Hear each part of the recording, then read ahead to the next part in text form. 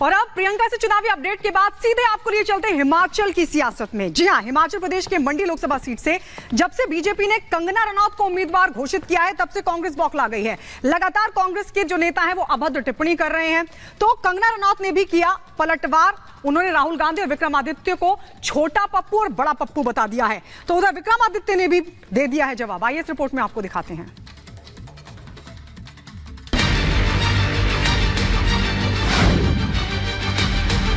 ये कोई किसी फिल्म की प्रमोशन नहीं है कि आपने 2 महीने में फिल्म बना दी। बड़ा पप्पू है दिल्ली में, लेकिन हमारे यहाँ पे भी एक छोटा पप्पू है।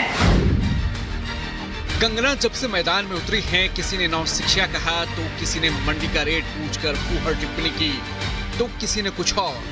लेकिन जैसे जैसे सियासी गर्मी बढ़ रही है, फिल्मों की तरह राजनीति में भी कंगना अपने हुनर का लोहा मनवा रही हैं और 24 के चुनावी जंग में मोदी की शेरनी दहाड़ रही है।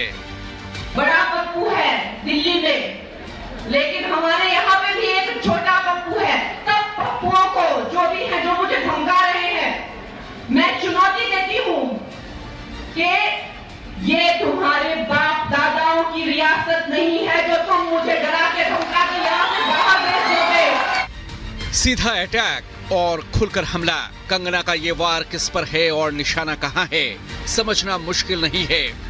दरअसल जब से बीजेपी ने हिमाचल की मंडी सीट से कंगना को मैदान में उतारा है, वो कांग्रेस नेताओं के निशाने पर है। कंगना को टारगेट करने के लिए विपक्षी नेता बदजुबानी का सहारा ले रहे हैं। सुप्रिया श्रीनेत के बाद अब कांग्रेस के सुंदर ठाकुर ने कंगना के खिलाफ जहर उगला है, तो कंगना ने भी पलटवार करने में देरी नहीं की। ये कोई किसी फिल्म की प्रमोशन नहीं है कि आपने 2 महीने में फिल्म बना दी, ढिंगा चिक्का करके, प्रमोशन करके, और आप ट्वीट करके, आप मीडिया के माध्यम से आप कुछ भी कहेंगे कि आज मैं आपके बीच में हूँ, आपके अपने हैं।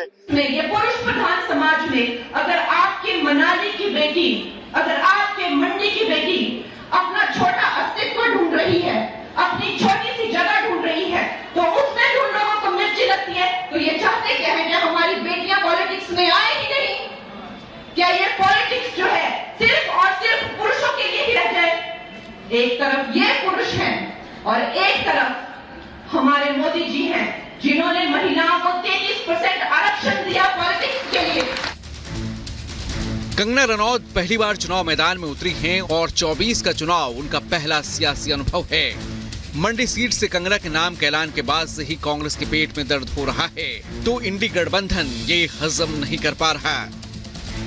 आज तक इस तरीके की भाषा शैली का प्रयोग हिमाचल जैसी पवित्र देवभूमि में नहीं हुआ होगा। खैर, मैं ये कहना चाहता हूं कि वो जिस मनाली के मंच पर थी, अगर उन्होंने इस शब्दावली के बजाय अगर मनाली के मुद्दों की बात करी होती। ये बयानबाजी करेंगे लोग, और जो बयानबाजी कर रहे हैं कोई फर्क पड़ने वाला नहीं है। कंगना रनौत के बारे में जितनी बयानबाजी, ओछी बयानबाजी की जा रही है कांग्रेस के नेता और अन्य नेताओं के जरिए, उतना उनका वोट बढ़ रहा है। मैं उनको इतना ही कहना चाहूंगा कि उनको कंगना जी के नाम से खौफ हो गया है। कांग्रेस नेताओं की कंगना के लिए नफरत दिनों दिन बढ़ती जा रही है और शायद इसके पीछे मंडी में कंगना रनौत की पॉपुलैरिटी है। ऐसे में कांग्रेस नेताओं के अपशब्दों को लेकर जब रिपब्लिक भारत ने मंडी के लोगों से बात की, तो सुनिए उन्होंने क्या कहा। जी, मंडी लोकसभा क्षेत्र से भारी बहुमतों से जीत रही है। कांग्रेस के पास यहाँ नेता ही नहीं है। लगता है कंगना जी जीतेंगी? बिल्कुल जी, भारी बहुमत से जीतेगी। और कांग्रेस पार्टी यहाँ से नहीं जीत सकती है। इसलिए जो कंगना जी के नाम से उनको वो फोबिया हो गया है, हार का डर हो गया है। कंगना जी की जीत ऐतिहासिक है, आपने देख लेना। चाहे कोई भी आए कांग्रेस से कैंडिडेट, तभी तो कोई वो डिसाइड ही नहीं कर पा रहे। 2 लाख से जीतेगी, 2 लाख। जाहिर है कंगना पर बीजेपी के दांव के पीछे जीत का एक मजबूत समीकरण है, जिसे बीजेपी लंबे वक्त पहले ही भांप चुकी है। तो दूसरी तरफ जानकार बताते हैं कि मैदान में उतरने के बाद कंगना जैसे जैसे मुद्दे उठा रही हैं, उसका असर केवल मंडी पर नहीं बल्कि दूसरी सीटों पर भी पड़ना तय है, और यही कांग्रेस की बेचैनी का सबब है। Bureau report, republic Bharat.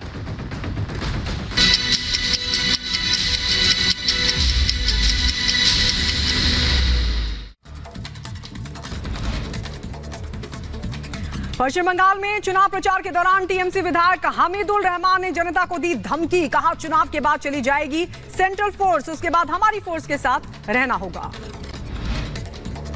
BJP नेता शुभेंदु अधिकारी ने वीडियो किया ट्वीट। वीडियो में वोटर्स को धमका रहा एमएलए शुभेंदु ने चुनाव आयोग से एक्शन लेने की मांग उठाई। मीसा भारती के बयान पर स्वतंत्र देव सिंह का पलटवार। कहा इंडी गठबंधन को लेकर जनता ने भ्रष्टाचार और परिवारवाद के चलते नकारा, लोगों ने बना लिया है मन, पीएम मोदी के लिए देंगे वोट। कंगना रनौत के बयान पर कांग्रेस का पलटवार। विक्रमादित्य सिंह ने कहा कंगना ने जैसी भाषा का प्रयोग किया उसको मैं नमन करता। हिमाचल प्रदेश के कुल्लू में कंगना रनौत ने विपक्ष पर साधा निशाना। कहा दिल्ली में उनका एक पप्पू है, यहां भी एक छोटा पप्पू है, मैं उन्हें चुनौती देती हूं।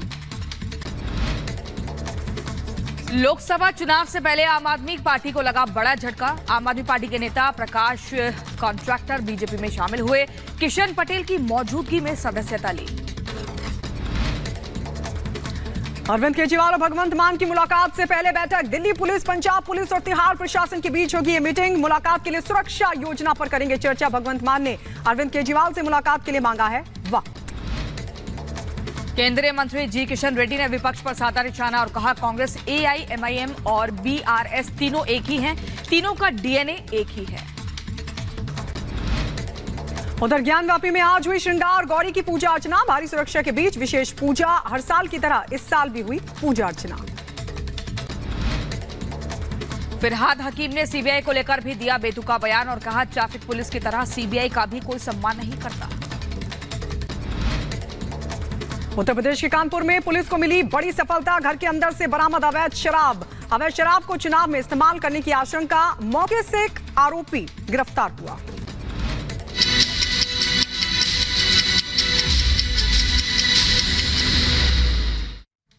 खिलाफ एक्शन के लिए प्रतिबद्ध हैं हम।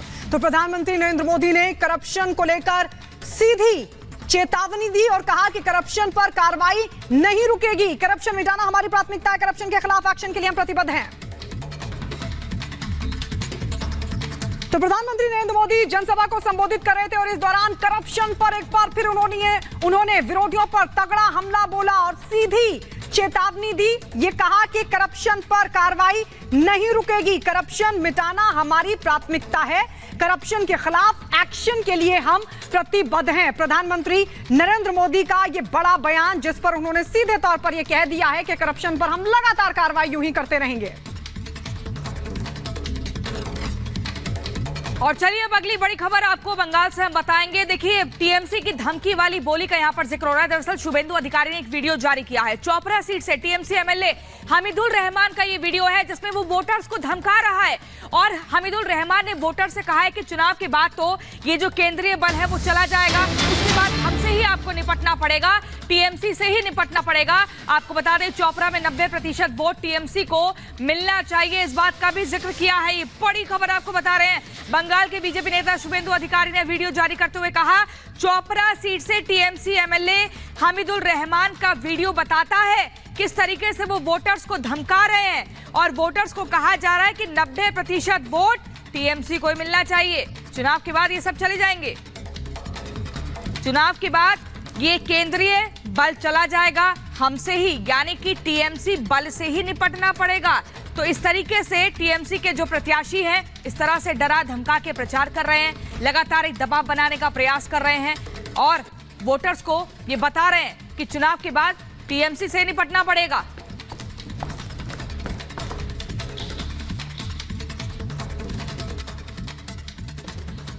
और इस बीच आपको बता दें हामिदुल रहमान का ये जो वीडियो सामने आया है, इसको लेकर अब बीजेपी ने इलेक्शन कमीशन से कहा है कि वो इसको संज्ञान में ले और कार्रवाई करे, क्योंकि सीधे सीधे टीएमसी का ये जो एमएलए है वो लोगों को, वोटर्स को डराने की कोशिश कर रहा है। बड़ी खबर आपको बता दें, इस वक्त की बड़ी खबर, चुनाव आयोग से बीजेपी ने मांग उठाई है। एमएलए हामिदुल रहमान पर एक्शन होना चाहिए, कह रही है बीजेपी।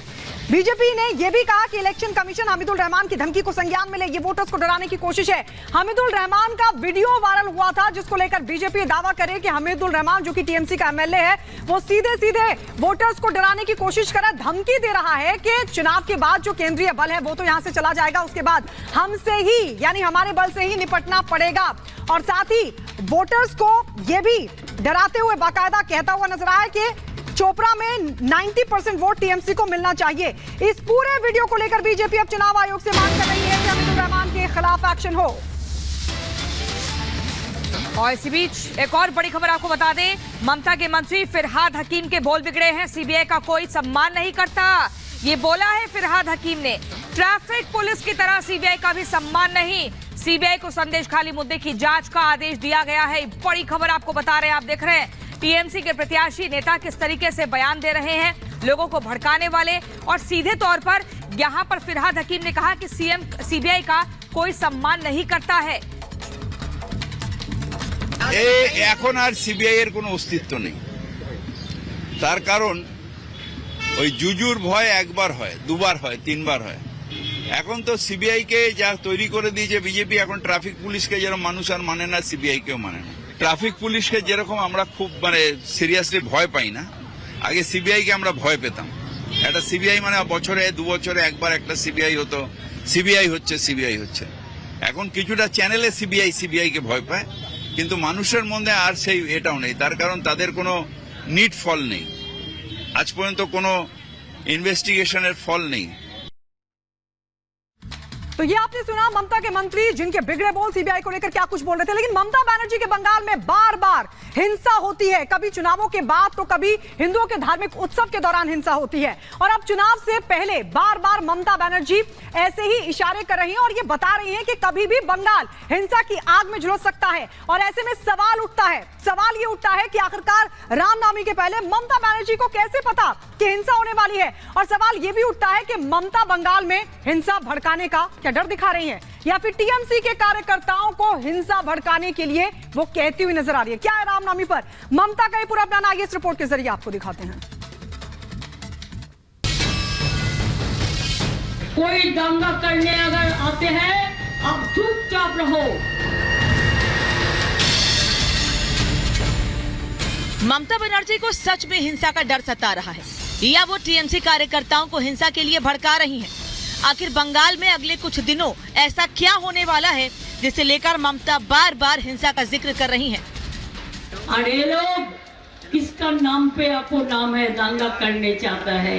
कोई दंगा करने अगर आते हैं, आप चुपचाप रहो, माथा ठंडा रहो, बिल्कुल आप रहे कुल, हम रहेगा कुल।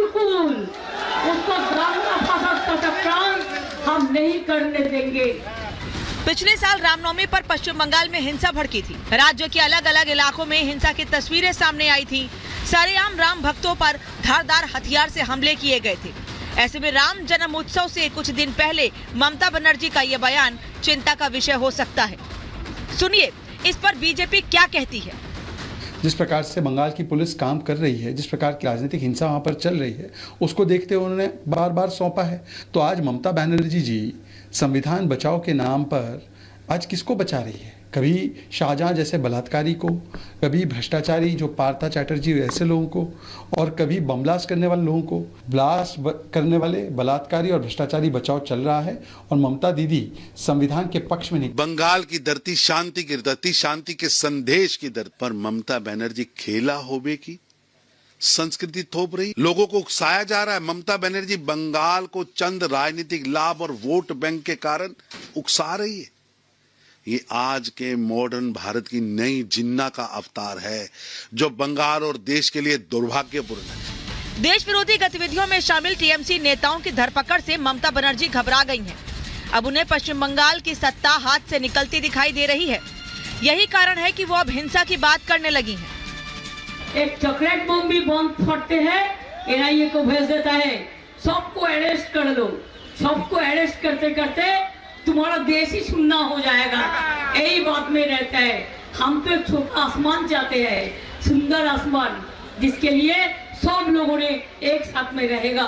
हम एक सुंदर आसमान चाहते हैं। बीजेपी तो ऐसे ही इंटर कर चुकी है और कसके करेगी। क्या ममता जी खाली रोहिंग्या का संरक्षण देना चाहती हैं, या संदेश खाली के शाहजहां शेख टाइप के लोगों को जो महिलाओं के साथ अत्याचार करते हैं? ये देख रहा है। चुनाव से पहले बीजेपी की आक्रामकता को देखकर ममता बनर्जी बौखला गई हैं। जिस तरह से सीएम ममता बनर्जी ने ईद के मौके पर आयोजित किए गए एक खास धार्मिक आयोजन में एनआरसी, सीए और सिविल कोड के कानून का विरोध किया, वो पूरी तरह से एक्सपोज हो गई हैं। তুমি আমার গলা কেটে দিতে পারো, কিন্তু আমি একটা বিশ্বাস